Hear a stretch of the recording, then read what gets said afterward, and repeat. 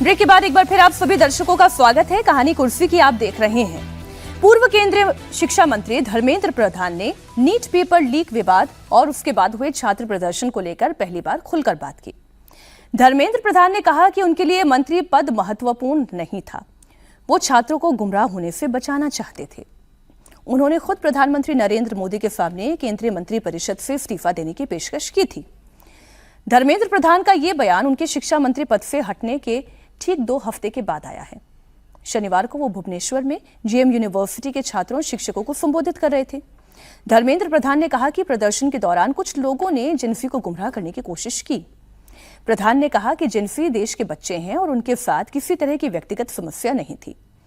युवाओं की अपनी आकांक्षाएं हैं और यही पीढ़ी भारत को विश्व गुरु बनाने में अहम भूमिका निभाएगी। आप सुने धर्मेंद्र प्रधान का बयान। किछि लोक जेनजी नुआ पीढ़ीर पिलामानकु भ्रमित करबा पई चेष्टा करले, किंतु मोर कोनोसी व्यक्तिगत प्रतिष्ठा नथिला सेबेले। जदि भारत वर्षर नुआ पीढ़ी प्रति वर्ष भारत रे 2 कोटी पिलामाने जन्म नियंती, जदि 15 रु 25 वर्ष भितर 10 वर्ष भितर 20 कोटी नुआ पीढ़ीर पिला जा कांध उपरे भारत विश्व गुरु हब, जा कांध उपरे विश्व कल्याणर दायित्व अछि। कहले नुआ पीढ़ीर पिला मानकु जेनजी, मुझे जेनजी रे भारी पीढ़ी दे गयो।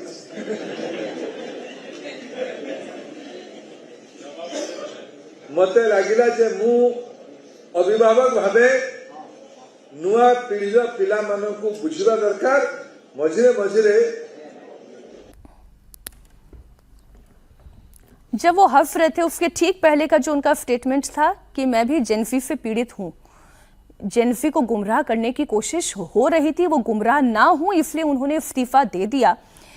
एक तरफ समीर जी जहां मोहन भागवत ये बता रहे हैं कि वो जेनफी को सबसे ईमानदार और आंख बंद करके भरोसा सबसे बड़ा राष्ट्रभक्त जिन पर वो आंख बंद करके भरोसा कर लें, उसमें अभी भी अगर धर्मेंद्र प्रधान ये कहेंगे कि गुमराह नहीं करने देना चाह रहे थे इसलिए उन्होंने इस्तीफा दे दिया, तो कौन भ्रमित है? कितना विशाल है। देखिए, मुझे लगता है मोहन भागवत जी के बयान को और धर्मेंद्र प्रधान के बयान को अलग अलग दृष्टिकोण से देखना चाहिए। भाई, धर्मेंद्र प्रधान तो राजनेता है, वोट बैंक की राजनीति करते हैं, चुनाव लड़ते हैं, जीतते हारते चुनाव लड़ना है। मोहन भागवत जी को थोड़ी चुनाव लड़ना है। मोहन भागवत जी तो समाज की बात करते हैं, जो आदर्श समाज होगा उसकी मोहन भागवत जी बात करेंगे। वो तो सब पूरे समाज को बेहतर करने की बात करेंगे। सरकार सुने सरकार की है। तो मुझे लगता है कि मोहन भागवत जी का जो बयान है वो समाज के दृष्टिकोण से के नफ्स को पहचानते हैं, उसने समाज को देखते हुए दिया। धर्मेंद्र प्रधान तो अब संबलपुर के सांसद हैं, मंत्री नहीं है, तो वो अपने आप को संबल देंगे ना चीजों को लेके। अब आपने उनसे मंत्री पद का इस्तीफा ले लिया और उसके बाद भी ये कहा जाए कि वो कुछ बोले ना, वो शांत रहे, तो वो बोलेंगे, वो जेएनजी पे बोलेंगे, वो बताएंगे कि भाई मैंने तो प्रधानमंत्री मोदी से इस्तीफा के लिए उसी समय कहा था, चर्चा हुई थी, प्रधानमंत्री मोदी ने मुझे रुकने के लिए कहा था, जब प्रधानमंत्री का निर्देश आया मैंने इस्तीफा दे दिया। तो मुझे लगता है कि वो अपनी बात रखेंगे। और अब ऐसा तो नहीं है कि अब मंत्री नहीं रहे तो एक सांसद के रूप में उनकी सक्रियता कम हो जाएगी, पार्टी के नेता के रूप में उनकी सक्रियता कम हो जाएगी। पार्टी में संगठन में वो भूमिका निभाएंगे। तमाम मंत्री पद के रहते के बाद भी संगठन में उन्होंने तमाम राज्यों के चुनाव प्रभारी की जिम्मेदारी निभाई। हो सकता है उन्हें उत्तर प्रदेश का चुनाव प्रभारी बना दिया जाने वाले दिनों के अंदर। तो अब अगर वो सांसद के रूप में उन्हें कहीं बुलाया जा रहा है, किसी कॉलेज में बुलाया जा रहा है या पार्टी के कार्यक्रम में जा रहे हैं, इसमें जा रहे हैं, तो वो अपनी बात रखेंगे। और निश्चित रूप से इतना बड़ा जो मामला उनके साथ हुआ तो वो बताएंगे ना अपनी बात को। लोग उम्मीद करेंगे कि भाई धर्मेंद्र प्रधान बोलेंगे तो बताएंगे इस्तीफा क्यों हुआ, क्यों दिया उन्होंने। ऐसा तो होगा नहीं कि वो उस मामले में चुप्पी साध देंगे। तो मुझे लग रहा है उनकी बात को उसी दृष्टिकोण से लेना चाहिए, उसमें कुछ गलत नहीं है। ठीक है, मैं शायद कैरिड अवे हो गई क्या हर्षवर्धन जी? नहीं, अब मतलब अच्छा है कि ये सारी बातें हो, लेकिन मैं तो यही कह रहा हूँ कि थोड़ा आगे बढ़िए, तो बच्चे भी आगे बढ़ने। और अब आप ठीक है, उस वक्त जो भी रहा हो, लेकिन वो कोई भ्रमित करने वाला मसला जो था वो अलग था। मैं तो बार बार कहता हूं कि तिलचट्टा पार्टी और छात्रों का आंदोलन दोनों को अलग अलग करके देखिए। जो भ्रमित हुए उन्हीं से आप बात कर रहे थे। सरकार ने किससे बात किया?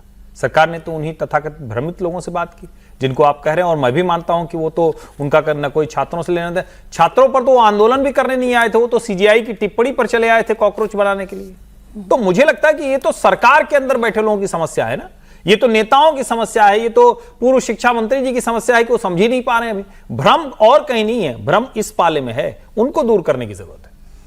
इधर जंतर मंतर के बाद से नेताओं के बीच देश के जेनजी में पैठ बनाने की रेस शुरू हो गई है। राहुल गांधी, अखिलेश यादव, हर कोई जेनजी को साधने की कोशिश में है। इधर बीजेपी ने इस बार तिरंगा यात्रा के जरिए युवाओं को अपने साथ जोड़ने की शुरुआत की है। आज देश भर में बीजेपी के हर घर तिरंगा अभियान की शुरुआत हुई। लखनऊ में योगी आदित्यनाथ ने भी तिरंगा यात्रा निकाली। उनके तिरंगा यात्रा में जेनजी ही नहीं, जेन अल्फा मुझे दिखाई दे रही है, क्योंकि स्कूली बच्चे बहुत सारे दिखाई दे रहे हैं, स्काउट एंड गाइड के बच्चे भी हैं इसमें। सीएम योगी आदित्यनाथ हाथ में तिरंगा लिए मार्च कर रहे थे। योगी के साथ डिप्टी सीएम केशव प्रसाद मौर्य, ब्रजेश पाठक भी थे। प्रदेश अध्यक्ष पंकज चौधरी भी हैं। राज्यसभा सांसद दिनेश शर्मा भी हैं। यूपी बीजेपी के सभी बड़े नेता सीएम योगी के साथ तिरंगा यात्रा में कदम से कदम मिलाकर चल रहे हैं। इसके जरिए बीजेपी न सिर्फ यूथ को साध रही है, इस बात का संदेश भी है कि 27 का चुनाव योगी के फेस पर ही लड़ा जाएगा। जिसे कंफ्यूजन है वो अपना कंफ्यूजन दूर कर सकता है इस तस्वीर के बाद भी। लेकिन ये जो जेनजी वाली अप्रोच है, अनंत जी, हमें इस पर बात करनी है कि आप जेनजी ही नहीं, जेन अल्फा को भी अप्रोच कर रहे हैं और मिलेनियल तो आपके साथ शायद हैं, ये मानकर चल रहे हैं। ये मैं देख रहा हूँ यही कि 20 जुलाई के बाद से जेनजी वर्ड एकदम सबकी जुबान पे आ गया है। हर चीज में जेनजी हो रहा है। अब नीतियां जेनजी के लिए बन रही हैं। अब तो धर्मेंद्र प्रधान जी कितने उदार मना व्यक्ति हैं, देखिए आप। वो मतलब जिसकी वजह से उनको इस्तीफा देना पड़ा, वो उनकी महत्ता को स्वीकार कर रहे हैं। क्या पीड़ा भी है, वो पीड़ा का प्रकटीकरण भी उनके, देखिए इतना बड़ा उनको इस्तीफा देना पड़ा, सब इतने लंबे समय तक शिक्षा मंत्री रहे, राष्ट्रीय शिक्षा नीति को इम्प्लीमेंट करने में उनका बड़ा योगदान रहा। लेकिन अब एक वो क्या तिलचट्टा पार्टी, तिलचट्टा जनता पार्टी आई और उनको अपदस्थ कर दिया। ये तो मानना पड़ेगा। ये भले वो कहें कि मैंने इस्तीफा दे दिया, नैतिकता के उच्च मानदंड स्थापित हुए, देश को ये नहीं करना चाहिए था, देश को मैं संकट में नहीं डालना चाहता था, ये सब अच्छी बातें हैं। लेकिन अब क्या होगा कि इतना जेनजी हो जाएगा कि मतलब मुझे लगता है कि ज़्यादा गुड़ डाल दोगे ना तो वो थोड़ा तीखा हो जाता है। तो उतना ही जेनजी करना चाहिए जितने में कि जेनजी भी इरिटेट ना हो। ऐसा ना लगे घर से निकले जेनजी, गाड़ी में बैठे जेनजी, ऑफिस के बैठे जेनजी, ऐसा नहीं होता है। जिंदगी का एक हिस्सा जेनजी हैं। उनको मतलब 40-45 करोड़ लोग वोट भारत का में, हिस्सा 30% जेनजी है। तो वोट का हिस्सा 30 नहीं 40 इयर्स तक के 75 करोड़ 40 इयर्स वालों को कहाँ ले रहे हैं सर? आप? 40 सर, राहुल गांधी युवा है सर, आप कह रहे हो 56 साल में। राहुल गांधी को युवा आप मान रहे हैं सर, हम तो कह रहे हैं कि वो 4 साल में सीनियर सिटीजन होने। मैं योगी की बात करती हूँ, फिर राहुल गांधी योगी जी क्या है? योगी जी और अखिलेश युवा है। हाँ, भाई ये 50 के हेर फेर में है दोनों। नहीं ये 50 एक चीज थोड़ा सा फिर से समीर जी, चूंकि मीनाक्षी जी ने आंकड़ा कोट कर दिया, ये दोनों मिल जाते हैं, हमारा समय ले लेते हैं। 1997 से 2012 जब जेनजी आइडेंटिफाई हो गए तो भैया कितने होंगे? 14 से 29 साल न होंगे कि कितना हो जाएंगे? नहीं, जेनजी एक मोटे अनुमान के हिसाब से हर्षवर्धन जी इस देश में टोटल 40 करोड़ के लोग आसपास लोग मानते हैं कि 30%। नहीं सर, 30 वर्ष से कम उम्र के 75 करोड़ है, जो अमेरिका और यूरोपियन उनसे ज्यादा है। और अगर आप 29 वर्ष के लोगों की बात करेंगे तो 37.1 करोड़ है। वही, अरे सर, तो 29 के ऊपर वाले में है या नहीं है? है ना सर। हाँ, तो इलेक्टोरेट वो भी मतदान नहीं करता है ना। ये सब बूमर है ना ये लोग, तो इसीलिए इस तरह की बातें करते हैं। जेनजी को देखिए, जेनजी को अंडरमाइन करने की जरूरत नहीं है। जेनजी इस देश की एक ऐसी आबादी है जिसमें वोटर भी हैं। इस राजनेता अगर उनका ध्यान रखना है तो उनका वोटर होना है। जेनजी के प्रति जो अथाह प्यार इस देश की राजनीति में 20 जुलाई के बाद दिखाई देता है, मुझे लगता है उसको अगर सकारात्मक दिशा में ले जाए, उनको उनकी समस्याओं को सुनने की दिशा में ले जाएं, उनको ये जो नीट, यूजी, सीयूईटी जो परीक्षाएं हो रही हैं, जो केंद्र में वाइस चांसलर्स नहीं हैं बहुत सारे सेंट्रल यूनिवर्सिटी में, उनको नियुक्त किया जाए तो जेनजी उससे खुश होंगे या झंडा डोलाने से खुश होंगे? ये मैं ये जानना चाहता हूं कि कार्यक्रम ऐसे बनाने चाहिए, जो भी जेनजी की बात कर रहे हैं बेहतर कर रहे हैं, लेकिन उसको एक नारा बना के नहीं छोड़ना चाहिए। जो कॉकरोच जनता पार्टी भी जेनजी को नारे के तौर पर इस्तेमाल कर रही है, और जो उनके समानांतर लोग हैं वो भी जेनजी को एक नारे के तौर पर इस्तेमाल कर रहे हैं। अगर जेनजी को सकारात्मक दिशा देनी है तो उनके लिए बेहतर कार्य करने के लिए और शिक्षा में बहुत सुधार की आवश्यकता आवश्यकता है, मैं इस बात को स्वीकार करता हूं। नीट के एग्जाम में अगर राधाकृष्णन समिति की रिपोर्ट सिफारिशों को इन टोटो लागू कर दिया गया होता तो हो सकता है इस अप्रिय स्थिति से बचा जा सकता था। जिस प्रकार से वहां कोई एनटीए में कोई था ही नहीं, तो मुझे लगा एक सेक्रेटरी साहब थे, उनके पास वो सेक्रेटरी भी होंगे, वो यूजीसी के चेयरमैन भी होंगे, वो एनटीए को भी देखेंगे। मतलब काम का बोझ जिस पे है उस पे इतना बोझ डाल वही झारखंड में भी कि खिंग्याते साहब के पास सब कुछ होगा, ऐसा नहीं हो सकता ना। तो ये लोकतंत्र है, यहाँ आप जिम्मेदारी तय करो। वो सामूहिक जिम्मेदारी वाला जो कॉन्सेप्ट है ना, वो उसमें किसी की जिम्मेदारी नहीं होती है। यहाँ पॉइंटेड जिम्मेदारी होनी चाहिए। जैसे शिक्षा में लैप्स हुआ, शिक्षा मंत्री का इस्तीफा प्रधानमंत्री को लेना पड़ा। इसी तरह से लेकिन अभी भी अतिरिक्त प्रभारी है, फुल फ्लेज मंत्री ने शिक्षा मंत्री, अभी भी प्रहलाद जोशी को दे दिया अतिरिक्त प्रभार पार्ट सर, टाइम। वो तो विषम परिस्थितियों में इस्तीफा हुआ, तो वो तो कुछ होगा ना, अभी हो जाएगा। अभी यूपी की बात थोड़ी और कर लेते हैं, क्योंकि धर्म का तड़का यूपी की राजनीति में ना लगे तो बात तो कंप्लीट हो ही नहीं सकती। खबर मथुरा से है। मथुरा के श्री कृष्ण जन्मभूमि और शाही ईदगाह विवाद के बीच मंदिर निर्माण की तैयारी तेज हो गई है। साधु संतों ने मथुरा में कार सेवा का ऐलान किया। कार सेवा के लिए अयोध्या, काशी, प्रयागराज समेत दूसरे शहरों से संत पहुंच भी रहे हैं। मंदिर निर्माण के लिए राजस्थान से पत्थर मंगवाए गए हैं, जिसकी पहली खेप मथुरा के चित्रगुप्त पीठ आश्रम पहुंच भी गई है और आगे भी पत्थरों की एक और खेप राजस्थान से आने वाली है। दरअसल श्री कृष्ण जन्मभूमि शाही ईदगाह विवाद में सुप्रीम कोर्ट के निर्देश पर दोनों पक्षों के बीच हुई वार्ता बेनतीजा रही थी और इसके बाद संतों ने कार सेवा का ऐलान कर दिया था।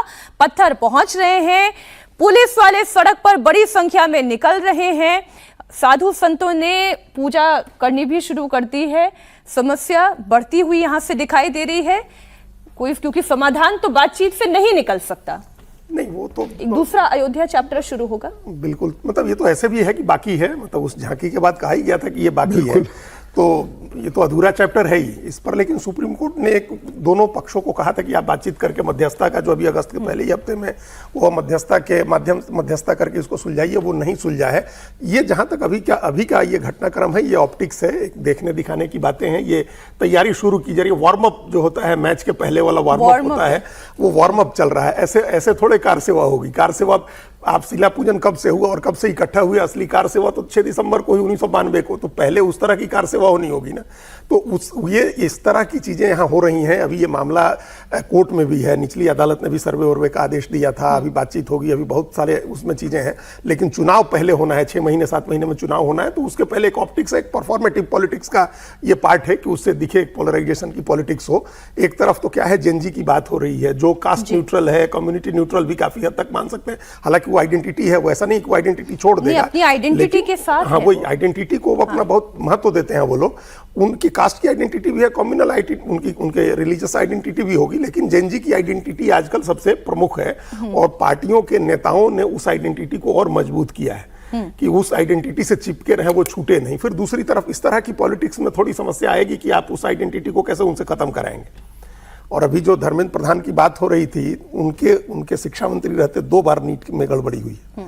इसलिए ये कोई ऐसा नहीं है कि एहसान की बात है कि गुमराह हो रहे थे और देश में बड़ी गड़बड़ी हो रही थी। आप 2 बार हुआ, ऐसा कभी आप 2024 में हुआ और आपने उसके बाद कानून लागू हुआ, जो पेपर लीक वाला सख्त कानून उसके बाद लागू हुआ, राधाकृष्ण कमेटी की उसके बाद रिपोर्ट आई और उसके बाद फिर 25-26 में वो पेपर लीक हो गया और उसके बाद भी आपको आप कह रहे हैं कि हम देना चाहते हैं। देखिए, कोई मंत्री इस्तीफा नहीं देता है आसानी से, बिना जोर जबरदस्ती इस देश में किसी का इस्तीफा नहीं हुआ है। जो सबसे हम लोग के यहाँ सबसे शुरुआती आज़ादी के बाद जो बड़े मुद्रा कांड के बाद टीटीवी कृष्णामाचारी का इस्तीफा हो या बी कृष्णा मेनन का इस्तीफा हो, वो भी जबरदस्ती हुआ था। जब जन दबाव बढ़ा तभी इस्तीफा हुआ था। ये इस्तीफा पहले हो जाना चाहिए था वो। और अब इस बात का कोई मतलब नहीं है कि गुमराह उनको किया जा रहा था और वो गुमराह हो गए थे, न हो इसके लिए हमने इस्तीफा दे दिया। बहुत समय लिया इस्तीफा देने में। 3 मई को नीट का पेपर हुआ था और 7 मई को पेपर लीक हुआ था और 12 मई को उसके लिए जांच की सारी उसका पेपर वो कमेटी सब बन गई थी। इसलिए उसका मामला नहीं है वो। इस्तीफा आपको पहले देना चाहिए था, आपने डिले किया और अब गुमराह करके आप उसको, उन बच्चों के, जो छात्रों के, युवाओं के आंदोलन को अपमानित मत करिए। उनका एक आंदोलन, और पहले दिन से इसके लिए आंदोलन था कि शिक्षा मंत्री इस्तीफा दें। उनका इस्तीफा हुआ, बहुत समय लगा, लेकिन वो इस्तीफा हुआ। और होना तो यूजीसी के समय भी मांगा गया था। अजीत जी वाले में जोड़ दूं, जन दबाव पर त्यागपत्र एक वाइब्रेंट डेमोक्रेसी के लक्षण है। अराजकता पर त्यागपत्र सरकार के उसको न मानने के लक्षण है, ये भी स्पष्टता से हाँ, और नैतिकता के आधार पर नहीं, त्याग देना बिल्कुल अलग चीज है, वो होता नहीं बचती ही है। नहीं ना, अगर तो बची अराजकता नहीं, के वरना वो सामने तो आप पहले झुक हो रहे हैं तो जाती। नैतिकता कहाँ नहीं, बची? पहले दिन अगर पहले आप- देते तो वो आप दे देते, वो नैतिकता की बात होती। मैं लेकिन यूपी की बात करते करते हम लोग फिर वापस प्रधान जी तक पहुंच गए। बात यूपी की हो रही थी। समीर जी, आपको क्या लगता है ये जो वार्म अप एक्सरसाइज हो रही है इसका असर कितना बड़ा होगा? नहीं, मुझे लगता है कि पार्टी तैयारी करेगी। यूपी का चुनाव बहुत देर नहीं, यूपी प्रदेश भी बहुत बड़ा है। भारतीय जनता पार्टी ने लंबे समय के बाद अपने संगठन की टीम जारी की थी, बहुत लंबे समय से पेंडिंग थी, टीम जारी की, उसके बाद उनकी जिम्मेदारी भी सभी जिम्मेदारियां भी सबको दे दी गई है। और योगी जी को भी लग रहा है कि जिस तरीके से दिल्ली में जो पूरा मामला हुआ है, धर्मेंद्र प्रधान का मामला हुआ, उत्तर प्रदेश में अयोध्या में राम मंदिर में चढ़ावा चोरी को लेकर मामला जो हुआ, सरकार को थोड़ी तकलीफ हुई, केंद्र में भी और राज्य में भी। तो योगी जी को लग रहा है कि भाई अब जो कार्यकर्ता हतोत्साहित है, उनका जो मेन वोटर है, जो पूरे राम मंदिर के मामले को लेकर जो अपने आप को एक परेशान महसूस कर रहा है, तो कहीं वो अपने हाथ से न निकले या कहीं अखिलेश यादव उसका राजनीतिक लाभ न ले ले। जिस तरीके से अखिलेश यादव लगातार इस मामले को लेकर ट्वीट करते रहे, इस मामले को मुद्दा बनाते रहे, लोकसभा के अंदर उन्होंने इस मुद्दे को बनाने की कोशिश की, तो कहीं ये राम मंदिर का मामला जो विपक्ष के हाथ में न लग जाए और जो भारतीय जनता पार्टी का कोर वोटर है कहीं वो इससे छिटक न जाए। तो मुझे लग रहा है कि लेकिन बीजेपी तो मथुरा के मामले में समाजवादी पार्टी से सवाल पूछती है कि भाई आप तो अपने आप को लेकिन उसके बाद जो यदुवंशी कहते हैं, इसके बाद जो दीजिए दो साथ। चुनाव के परिणाम आए, बांकीपुर का और जो दतिया का, वो भी उत्तर प्रदेश की सरकार के लिए एक अलार्मिंग रहा ना, कि जो बांकीपुर का आप चुनाव हार सकते हो और दतिया में आप हार सकते हो, तो कहीं उसके असर उत्तर प्रदेश में ना हो। तो मुझे लगता है कि डर संगठन और सरकार को लगना चाहिए, और ये डर का असर है कि जो तभी अब तिरंगा यात्रा और तमाम निकल रहे हैं, तो मुझे लगा कि अब दुशाखेर कोशिश कर दी। बांकीपुर में बहुत कॉन्फिडेंस थे कि किसी को भी खड़ा कर देंगे, हम जीत जाएंगे, तो जनता ने बता दिया। दतिया में यह था कि नरोत्तम मिश्रा कौन होते, हम हमारा संगठन है, संघ है, सरकार है, शासन है, हम जिसको खड़ा करेंगे जीत जाएंगे। तो आपने परिणाम देख लिया। तो वो जो बांकीपुर हुआ, जो दतिया में हुआ, वो उत्तर प्रदेश में योगी जी नहीं चाहते होंगे हो। तो मुझे लग रहा है कि उन्होंने तैयारी शुरू कर दी और अच्छी कोशिश है सरकार की। अमेरिकी उपराष्ट्रपति जेडी वेंस ने प्रधानमंत्री नरेंद्र मोदी से फोन पर बात की है। भारत अमेरिका साझेदारी मजबूत करने पर चर्चा हुई है। पीएम मोदी ने सोशल मीडिया पर एक पोस्ट के जरिए ये जानकारी दी और लिखा, अमेरिकी उपराष्ट्रपति जेडी वेंस का फोन आया। हमने प्रमुख क्षेत्रों में भारत अमेरिका के बीच व्यापक वैश्विक रणनीतिक साझेदारी और गहरा करने के तरीकों पर बात की। आपको बता दें कि जेडी वेंस का ये फोन कॉल बहुत इंपॉर्टेंट इस लिहाज से माना जा रहा है क्योंकि 2 दिन पहले भारत पर 100% टैरिफ वाला बिल अमेरिकी सीनेट में पास हुआ है। पीएम मोदी ने अपने पोस्ट में लिखा कि उन्होंने वेंस को बधाई और शुभकामनाएं दी। 19 जुलाई को जेडी वेंस चौथी बार पिता बने थे, इसके लिए ये बधाई और शुभकामनाएं थी। कई बार कुछ बातें अनंत जी ऐसी जगह पर आ जाती हैं कि 100% टैरिफ लगाया है अमेरिका ने, फोन कॉल पर बात हो रही है।